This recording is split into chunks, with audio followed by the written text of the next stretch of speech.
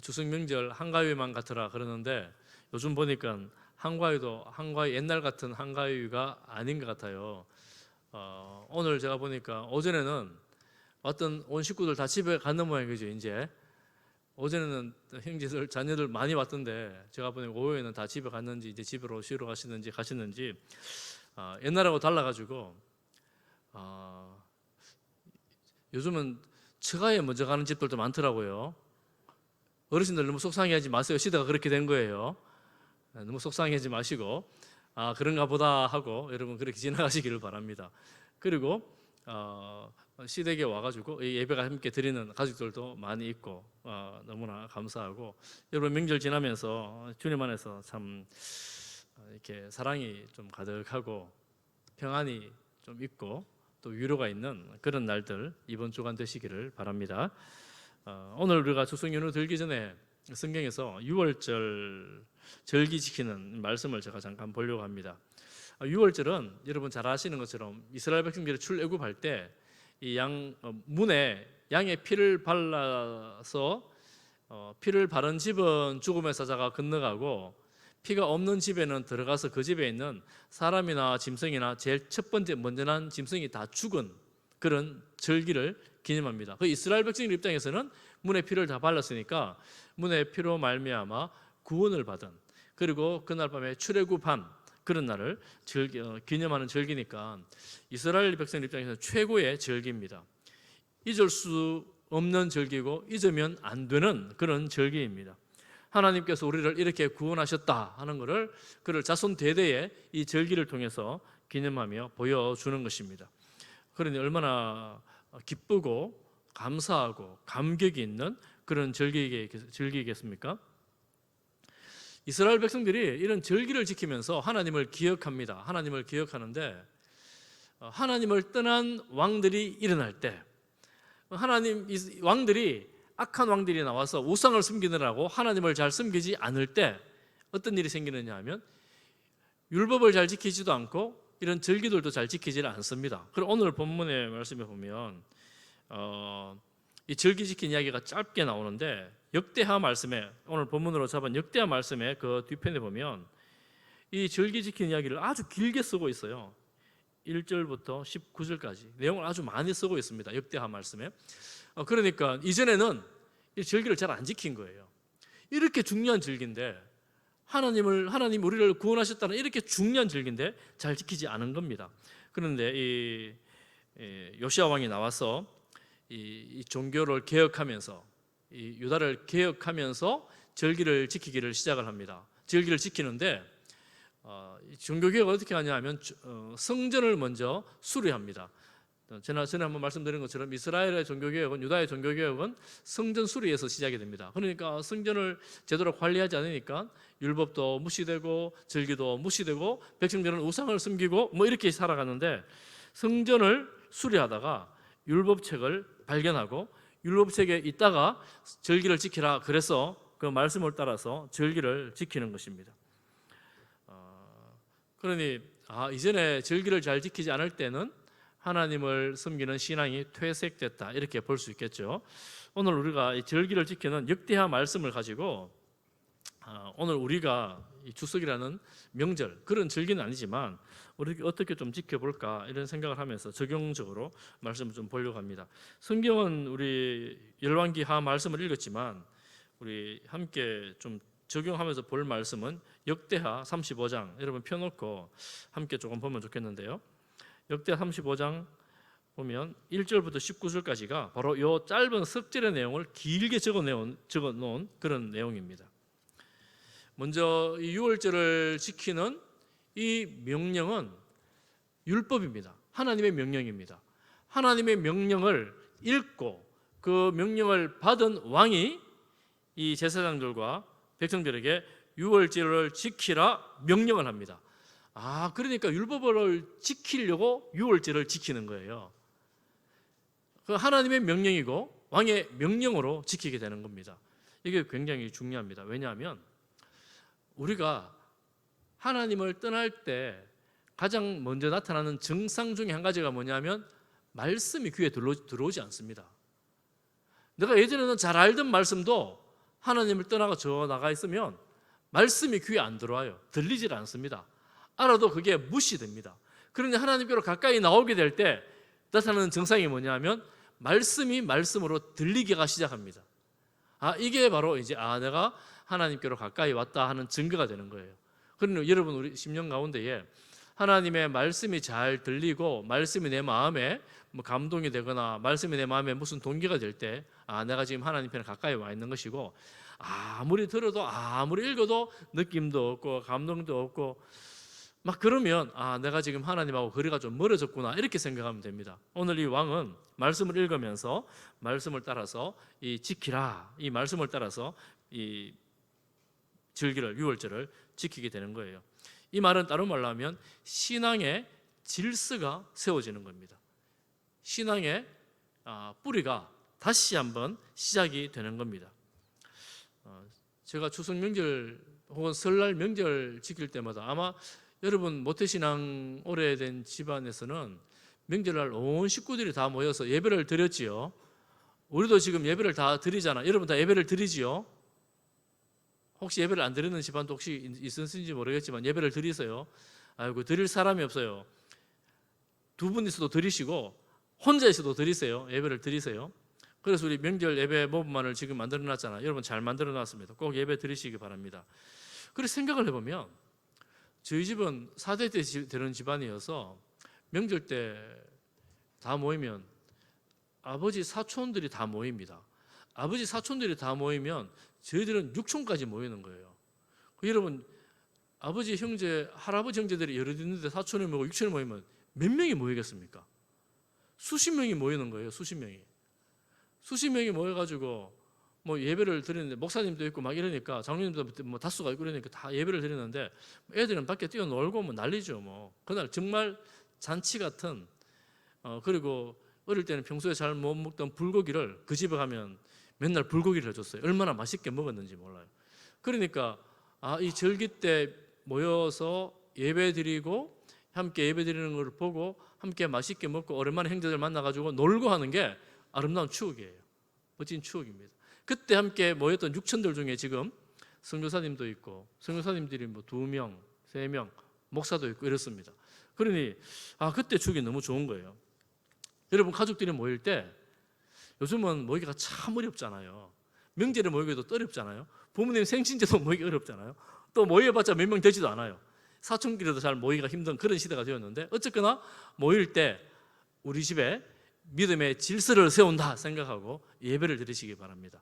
혹시 여러분 자녀들 중에 나는 예배 싫어요. 그래도 명절이니까 예배 잠깐 드리자 짧게라도 함께 뭐 찬송 부르고 우리 아버지가 기도해 주시고 또 함께 말씀 짧게라도 읽고 뭐 읽기 힘들면 시편 1편이라도 함께 쭉 한번 읽고 또 대표 기도하고 마치고 주기도문으로 마치고 예배를 꼭 드리시기 바랍니다. 이 명절은 믿음의 질서를 세우는 날이다 라는 걸 꼭 기억하고 여러분 그렇게 예배를 드리시기 바랍니다. 그리고 기도를 제가 이따 또 말씀드릴 텐데 미리 준비하십시오. 가정에 가장들 있죠. 아버지가 가장이면 아버지가 기도를 준비하시고 어머니가 믿음의 가장이면 어머니가 기도를 준비하시고 가능하면 아버지가 하시면 좋습니다. 지금부터 오늘 내일 한 이틀 정도 남았으니까 기도를 준비하십시오. 기도를 자녀들 이름을 꼭꼭 새겨가면서 한번 적어보십시오. 우리 아들은 이런 복을 받았으면 좋겠고 이런 복을 받았으면 좋겠고 그러면서 쭉 적어가지고 기도를 읽으세요. 하나님 우리 가족들에게 이런 복을 주십시오 이러면서 그 기도를 쭉 읽고 맨 끝에 예수님 이름으로 기도합니다. 아멘, 아멘, 아멘, 아멘 하라고 막 애들 강요해가지고 아멘 하라 그래가지고 이 영적으로 질서가 세워지고 이 복이 자녀들에게 임하는데 왜 그런 놀라운 은혜의 시간을 간과하고 무시하겠습니까? 그런 예배를 꼭 드리는 게 도리다 생각하고 그렇게 했으면 좋겠습니다. 이 요시야 왕이 이 유월절을 지키기로 결단한 나이가 몇 살인가 하면 26세예요. 제가 요시야 왕의 계획 한번 말씀드렸죠. 8세의 왕이 돼서 18년째 되던 해에 비로소 유월절을 지킵니다. 그러니까 이 시간이 지나도록 우리는 하나님을 떠나서는 살 수 없다라는 이 믿음을 아주 마음에 새기고 26살 청년의 때에 왕의 이 온 나라로 하여금 유월절을 지키게 명령하는 거예요. 여러분 제가 전에도 말씀드렸지만 이게 26살 다 넘었잖아요. 세연이가 몇 살인고? 중원이 몇 살? 하여튼 대충 24살. 네. 이 정도 나이 때 왕이 온 나라에게 유월절을 지키라 명령을 하는 겁니다. 여러분 젊었을 때 그렇게 쉽지 않습니다. 그런데 우리는 유월절을 지켜야 된다 이러면서 믿음을 기준을 세워가는 겁니다. 어떻게 지키느냐 하면 여러분 역대하 말씀을 보면 7절부터 9절 말씀에 보면 조금 길지만 우리 한번 읽어볼까요? 역대하 35장 7절부터 9절까지 우리 같이 한번 읽어보겠습니다. 시작. 요시야가 그 모인 모든 일을 위하여 백성들에게 자기의 소유 양떼 중에서 어린 양과 어린 염소 3만 마리와 숫소 3천 마리를 내어 유월절 제물로 주매 백성들도 즐거이 희생을 드려 백성과 제사장들과 레위 사람들에게 주었고 하나님의 전을 주장하는 자 hil기야와 스가랴와 여히엘은 제사장들에게 양 2,600마리와 수소 300마리를 유월절 제물로 주었고 또 레위 사람들의 우두머리들 곧 고나냐와 그의 형제 스마야와 느다넬과 또 하샤바와 여히엘과 요사밧은 양 5,000마리와 수소 500마리를 레위 사람들에게 유월절 제물로 주었더라. 아멘. 여러분 지금 유월절을 지키려면 양을 잡고 짐승을 잡아야 되잖아요. 그리고 유월절은 원래 짐승을 잡은 걸로 그날 밤에 다 먹는 거거든요. 가족들이 함께 먹는 거거든요. 그런데 이게 백성들이 다 불러 모았으니까 먹을 거리가 있어야 될 거 아니에요. 그런데 이걸 왕이 어마어마한 짐승을 먼저 내놓습니다. 그 젊은 왕이 양떼 중에서 어린 양, 어린 염소 3만 마리, 수소 3천 마리 이렇게 내놓고 그러니까 왕이 내어놓고 방백들, 지도자들이죠. 백성들이 함께 또 내어놓습니다. 또 뭐 양 2,600마리, 수소 300마리. 레위 사람들도 이렇게 해서 하여튼 유월절 제물로 이렇게 나누어져서 함께 다 먹게 되었습니다. 여러분 이 잔치는 명절은 누군가의 헌신으로 이루어집니다. 아무도 헌신 안 해요. 눈치만 보고 있어요. 그러면 그건 잔치가 될 수도 없고 명절도 될 수가 없어요. 여러분 명절 때 제가 보니까 형제간에 제가 그랬잖아요. 제가 어릴 때 갔던 그 당숙댁에 가면 그렇게 수십 명이 모이는 집에 불고기를 구워냈어요. 여러분 그만하면 대단한 집안 아닙니까? 아무리 어떻게 다 구워내겠어요? 저 어린 시절 그 시절에.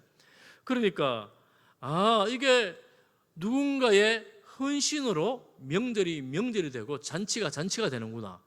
그런데 똑같이 요즘은 전부 애들 n분의 1 너무 좋아해요. 같이 밥 먹으면 무조건 똑같이 해요. 무조건 똑같이 내야지 공평하다. 그게 정의래요. 과연 그게 정의고 공평합니까? 나라에서도 무조건 똑같이 나눠줘야 된대요. 그게 정말 정의고 공평함일까? 성경에서도 과연 그렇게 말할까? 그럴까요? 성경에서는 가진 자들이 더 많이 내어놓습니다. 더 많이 내어놓는데 이게 없는 사람들, 그 당시에는 가난한 사람들이 너무 많았기 때문에 똑같이 내어놓을 수가 없어요. 그러니 왕, 방백들, 지도자들 이런 사람들이 정말 일반 백성들이 상상하기 어려울 만큼의 많은 짐승들을 내어놓으니까 이게 잔치가 되는 겁니다. 절기가 되는 거예요. 여러분 교회가 마찬가지입니다. 사실은 교회뿐만 아니라 어떤 집단이든지 조직이든지 누군가의 헌신이 있을 때에 그 집단이나 그 조직이 원활하게 잘 돌아가게 되어 있습니다.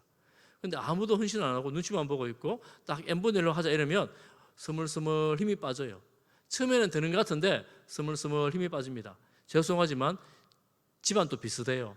형제가 여럿 있는데 요즘 형제가 많이 없어갖고 그렇지만 형제가 여럿 있는데 처음에는 부모님하고 같이 모이니까 내가 내겠다 이렇게 하는데 이게 연수가 계속되고 반복되면 옛날에는 네가 냈으니까 네가 내라 그러는데 어떤 형제가 나는 그만큼 못 내겠다 막 이렇게 막 나오잖아요. 그러면 이게 이제 이 어른들 있는데도 모임이 약간 힘을 잃다가 나중에 어른들 돌아가시잖아요. 그러면 그 형제 간의 모임이 어른들 돌아가시면 만나기가 자꾸 더 어려워지고 거리가 더 멀어지지요. 누군가 헌신하지 않으면 잔치가 될 수 없고 명절이 될 수가 없습니다. 누가 헌신해요? 왕이 헌신하고 방백들이 헌신하고. 그리고 그 사람들이 백성들이 다 이 절기를 지킬 만큼의 짐승들을 수백 마리를 수천 마리를 이게 내어놓을 때 3만 마리 막 내놓잖아요. 내놓을 때 온 나라에 잔치가 되어지는 겁니다. 온 나라에 잔치가 되어지는 겁니다. 그래서 여러분 어디든 어떤 조직이든지 이 헌신이 정말 중요하고, 또 헌신할 때 아까워하면서 내면 안 내는 것보다 낫지만 이 믿음으로 보면 약간 손해입니다. 즐거이 기쁨으로 드릴 때에 모두가 기뻐하는 게 얼마나 감사한 일인가, 얼마나 즐거운 일인가, 그런 마음으로 절기를 지키는 겁니다. 여러분 이번에 추석 명절 모일 때 여러분 예수 믿는 여러분들이 다른 형제보다 조금 더 수고하시기를 바랍니다. 몸으로도 수고하지만 형편이 되는 대로 다른 형제들에게 더 많은 유익을 주는 그런 우리 성도님들 되시기를 축복합니다. 이 축복을 받아야지 내놓을 건데 내가 내놓을 게 없으면 이게 뭐 그렇잖아요.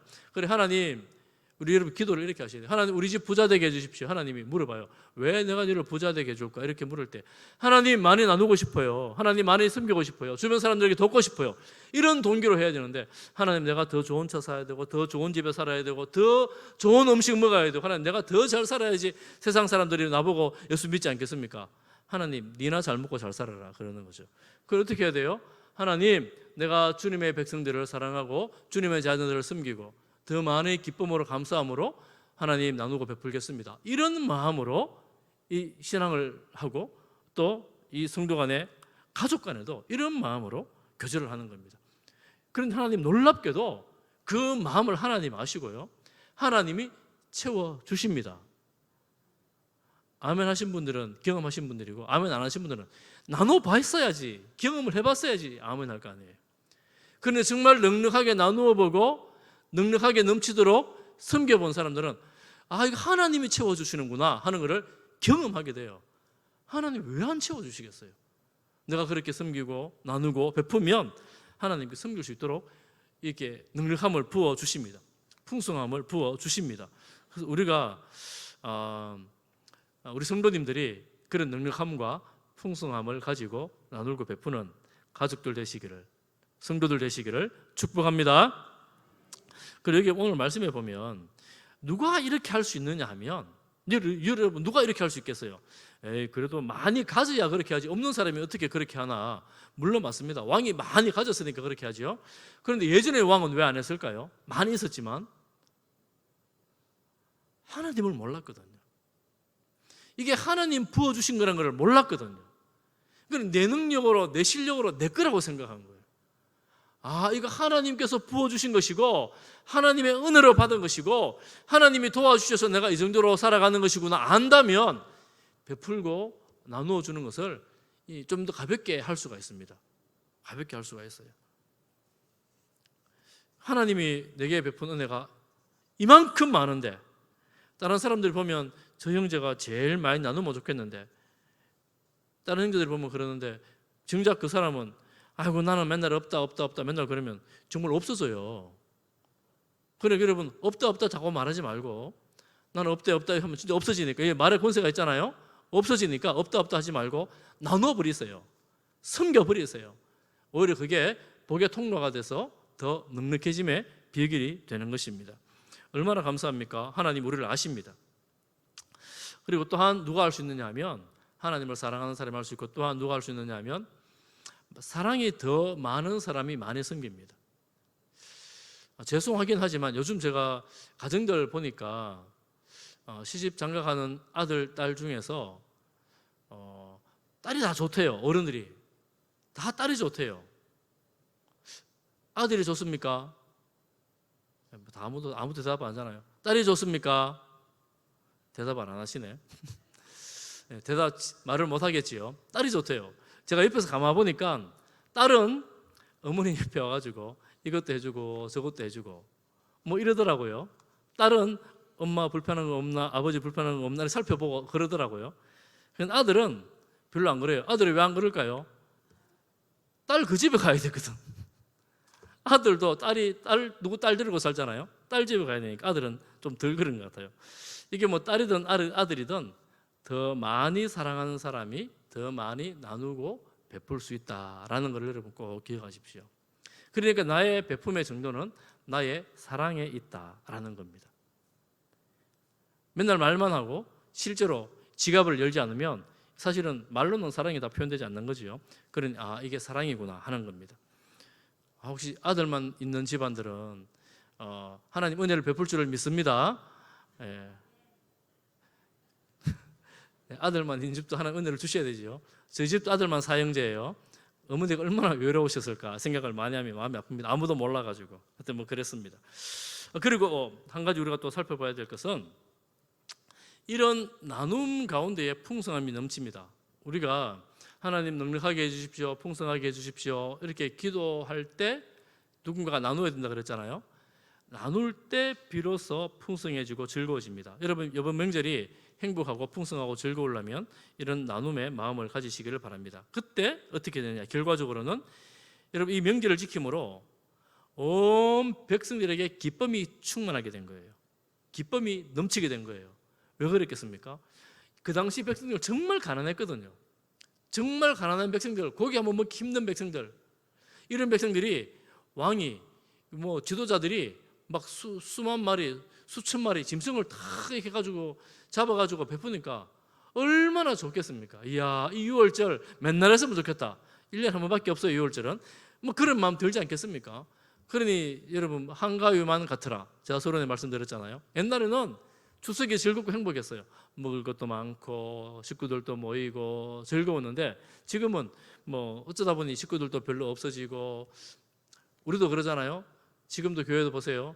이리로 가고 저리 가고 저는 뭐 가지 말라는 말씀 아니에요. 때가 되면 다 가셔야 되는데 흩어지고 나누어지고 다 각자 알아서 가는 그런 시대가 되었습니다. 그런 시대에 어디를 가더라도 이 기쁨이 충만한 여러분 가족들 다 되시기를 주님의 이름으로 축복합니다.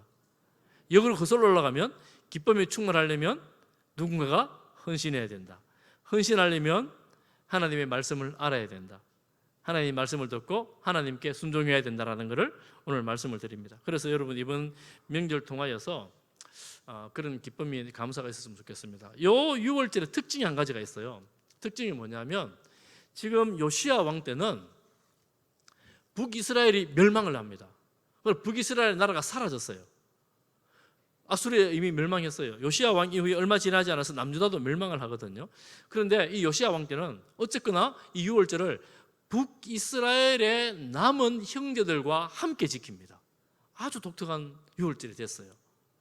그러니까 6월절을 다 이 북이스라엘 식구들은 형제들은 포로로 잡혀가고 끌려가고 다 이렇게 됐는데 그 주변에 남아있는 사람도 있을 것 아닙니까? 그 사람들을 예루살렘에 불러가지고 함께 절기를 지킨 거예요. 옛날에는 북이스라엘과 맨날 전쟁하고 싸우고 다투는데 이 절기는 이스라엘 전체의 축제가 된 겁니다. 절기가 된 거예요. 사실은 그게 맞는 거였잖아요. 북이스라엘과 남유다가 하나였잖아요. 제가 여러분 오늘 이번 추석 때 꼭 한 가지를 적용하라고 이 말씀을 드립니다. 그 적용할 거는 뭐냐면 혹시라도 여러분 형제 친척 가족들 중에서 혹시라도 마음에 별로 안 드는 형제들 한두 명씩 있잖아요. 아이고 저는 안 왔으면 좋겠다 이런 형제들도 있잖아요. 여러분 누구라도 연락해서 다 오라 그러고 우리의 잔치상에 앉으라고 초청하시기를 바랍니다. 그래서 우리의 이 추석 명절은 우리 식구는 하나다, 우리 가족은 하나다 이런 축복이 넘치는 그런 명절 되시기를 바랍니다. 그렇게 될 때 비로소 가정이 가정이고 가족이 가족이고 교회가 교회가 됩니다. 소외됨이 없는 거예요. 함께 하는 겁니다. 부하든 가난하든 부모님께 잘하든 잘 못하든.